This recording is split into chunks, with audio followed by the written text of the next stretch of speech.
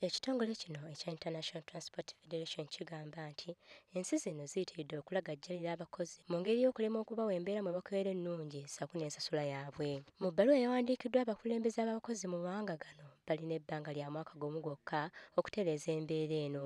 Bano oluvannyuma lw'olukuŋŋaana lwayo wano mu Kampala bategeeza nti embeera y'abakozi okusingira ddala abali mu mulimu gw'okutambuza abantu mbi nnyo. Steps can be taken by any of the 780 unions to frustrate investment in that workplace. And to me, this was not the best way to approach the violations of labor rights. Okusinziira ku Joseph Katende ngono essabawandiisi w'ekitongole kino, amawanga gano galina ebbanga lya mwaka gumu okwetereeza. It would be my duty to support him. My mother would go without paraffin, salt, and other essentials like medicine if the corridor was declared a corridor of doom.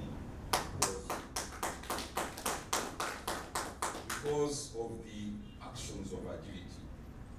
Agility is in court with the Kenya Long Distance Truck Drivers Union.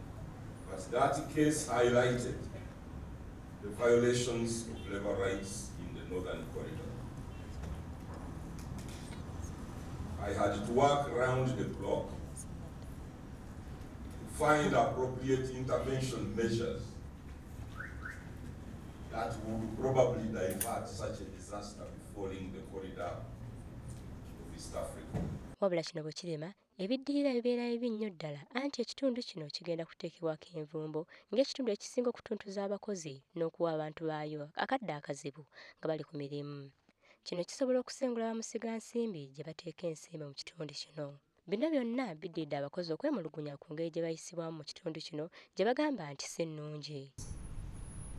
We have a good driving school in this country. We have good policy.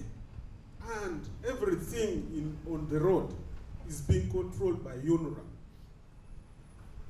Because when you see UNRA only concentrating on one side of the issue that they are supposed to do.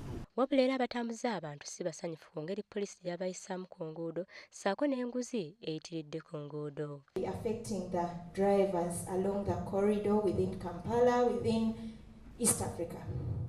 Occasioned by the poor legislation and unharmonized traffic laws, dubious speed checking devices, alcohol testing equipments, vehicle load specifications that the police and other government institutions continue to use or misuse in propel of corruption.